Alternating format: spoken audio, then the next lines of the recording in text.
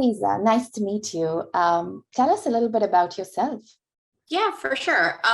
My name is Liza Meak. I am a working mother of three kids. That their ages are 19, 16, and 14.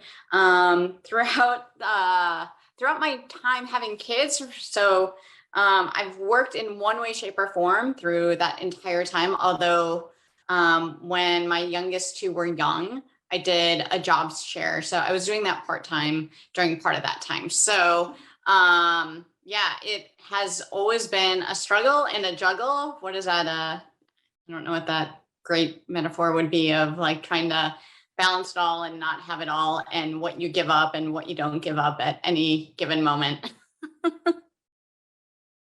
Wonderful.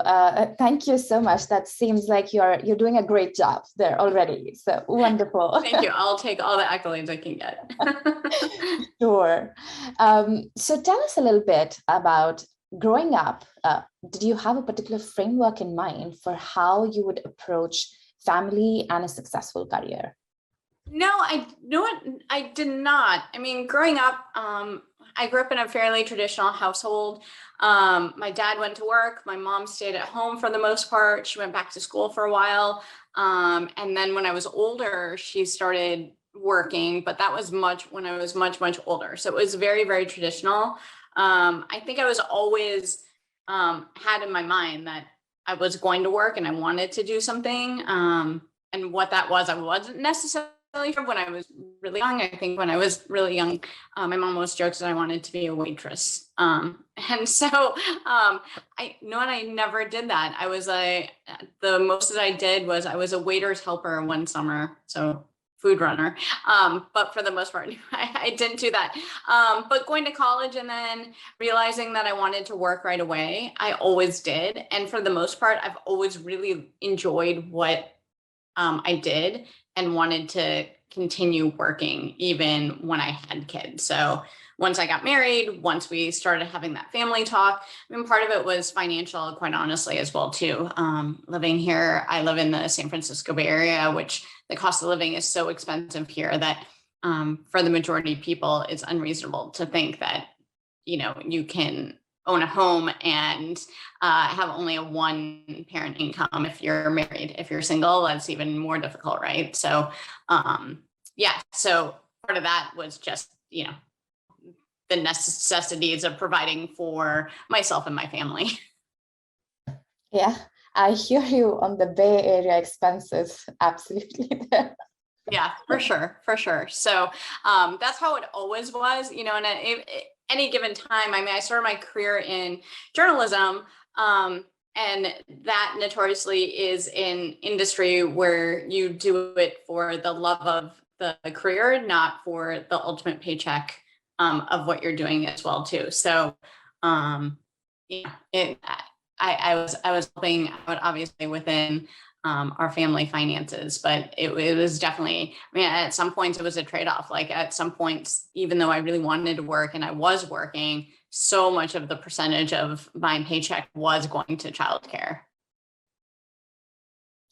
Well, I'm learning from you as well. I just have a 6-month-old daughter, and we decided we are going to spend on childcare because either of us not working for a while or working part-time will take away some opportunities in terms of long-term investment in our career. So we decided to spend on childcare as well.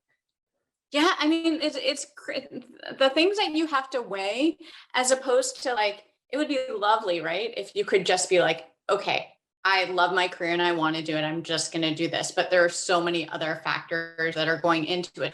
Or I would really like to stay home with my kid for a certain amount of time, but that's just not in the cards for us. We definitely have a broken system that needs to be fixed. So I love that this is an opportunity that we get women talking and we put the talk into hopefully some action where things can change and be better for our kids and grandkids going forward. Yeah.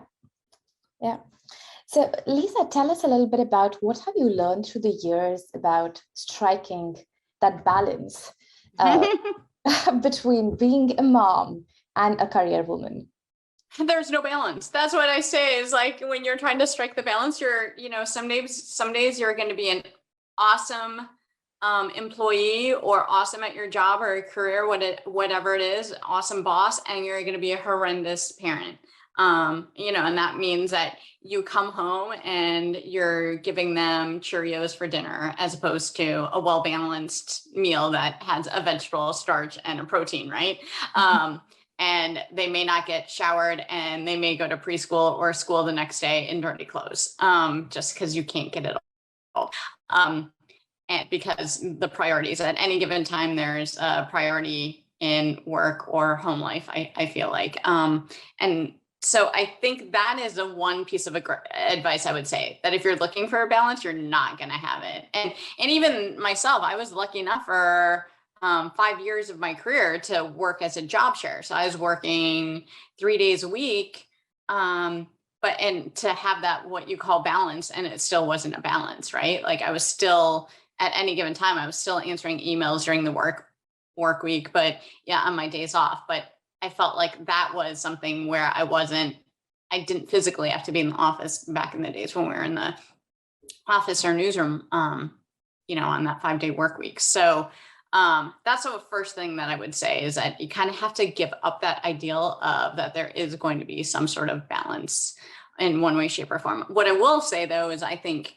that employees, bosses, companies are realizing the amount of stress that moms and dads, any parents are under at any given time. And they're giving a lot more leeway and having a lot more empathy, knowing that parents have a whole lot of responsibilities that go beyond their own 9-to-5 job. The one thing I think the pandemic taught us is that, being able to have somewhat of a flexible work on being able to get your job done, not necessarily within the normal hours that you need to get them done. But if you're getting your job done, it doesn't really matter how you do it, just that you are doing it. So it doesn't necessarily matter where or how you're doing, but the final product is what counts. Yeah. And on that note, since you say that we cannot really achieve that balance, what's your best advice for being ambitious, both as a mom and a career woman?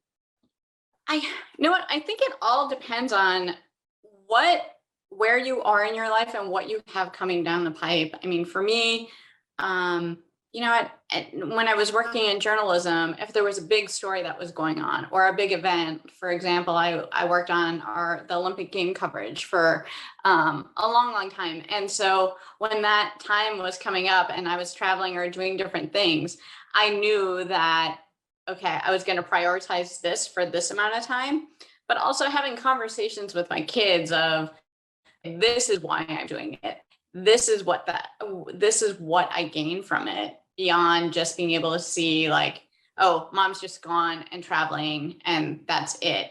It's really being able to have somewhat a conversation, but like obviously at age appropriate conversations, there's a very different conversation that you're going to have with a 19-year-old versus a 9-year-old versus a 2-year-old, right? Or a 6-month-old, where you can't have that conversation quite yet. So I think of being able to do that in age appropriate ways are ways to do it, and talking about the excitement that you have and that pride and that pride of ownership of what you're doing and why you're doing it, and the satisfaction that it makes you, sometimes a better. I always say I'm a better mom because I work, because kudos to the parents out there who do stay home full time with their kids. That's not in my personality or my DNA. I think I would drive myself and my kids crazy if I were to be staying home full time. Part-time was good because I was still able to do things. I was able to be there with them, and it depends. If there are things going on in your kids' lives, like say for example, health issues or other things that are going on, or struggles that your kids are having, then at that point, your kids sometimes will come to the forefront for a period of time until, it's a definite ebb and flow, I would say. Yeah. And how do you make yourself feel comfortable with the inevitable trade-offs that are inherent in juggling commitments, both at work and at home? Yeah, I would say, I talk a lot about my work with my kids, especially now that they're older. And talking about the things that I like about it, the things, and sometimes obviously the things that you don't like about it, the things that are, you just have to do, and making those comparisons of it. And also realizing, once again, to a little bit with the financial side of things. You know what? Guess what? We are able to go on this vacation because I work. And because I work, we're able to pay for this. If I stayed home with you all the time and dad just worked, or your partner just worked, or whatever the case is, we might not be able to do this. So explaining it to them in that way, and I actually, quite honestly, I explain it to myself, we are very, very lucky of being able to do what we do in the way that we do it. So and that's, I think, how I am able to feel comfortable with being a working parent, for sure. For sure. I'm going to wait for my baby to grow up so that I can have that conversation with her. And what advice would you have for young moms to get to that authentic self at workplace and in their family earlier than? Yeah, I mean, that's so hard, right? And a lot of it depends on what your own comfort level is. That one thing I would say is, like, find your allies, find your people who will be your champions for you, right? Who you can tell those hard truths to, that you're not necessarily going to, share in a company-wide meeting, for example, or things like that. But being able to really share and talk about, strategize with those close contacts. And I would also say, keep those contacts close to you and keep in contact with them throughout the job that 2 jobs I would say ago. I got that job because it was people that I worked with like 10 years before, who were those confidants, and they helped me transition to a completely different industry from where I was in working in journalism, moving into the corporate world and corporate tech world and corporate communications, and being able to show, they're like, you can absolutely do this job and then some, because all of these skills that you had in here, you bring and then some to this new format. So that's one piece of advice I would totally give, is work those networks no matter what, because and those friendships, and those are the people who know and trust and believe in you, and you don't know when they're going to show up to you again. What a wonderful piece of advice there, Liza. Thank you so much. Yeah. My last question to you. What's that one change that you would like to see in the world with regards to working moms?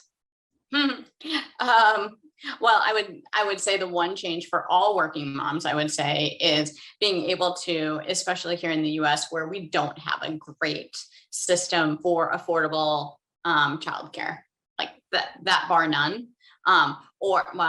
Between that and being able to have that enough time off in the early days with your child. And you said that you have a 6-month-old and you're back working full time. That's right. Yeah. And so it's not easy, right? And you feel that push and the pull every single day, I'm sure. And usually multiple times a day. Yeah. So those are things that I would say, and those definitely go hand in hand, is being able to have, not feeling guilty for taking that time off to be with your kids, not feeling guilty that so much of your paycheck is having to go to a daycare or childcare, however it is, or not having that guilt because you're relying on family members or whomever it is who are helping to take care of your kids. It's so tough. Or not having that guilt of, deciding if you want to stay home more often with them. Those are the things for sure. I'm guessing I'm not alone in that either. I mean, it's pretty obvious. Yeah, thank you so much. Yeah, I can tell you, yeah, I felt with the new mom guilt has also taken birth in me. Yeah. Still trying to understand, how am I going to manage that? I know it is, like, those allies, I tell you what, are so good, because people can relate relate on that core level of the give and take of things, regardless of if they're in the same type of job as you or not. Yeah. Well, thank you so much, Liza. Thanks for the conversation today. Yeah, for sure. Yeah, thanks.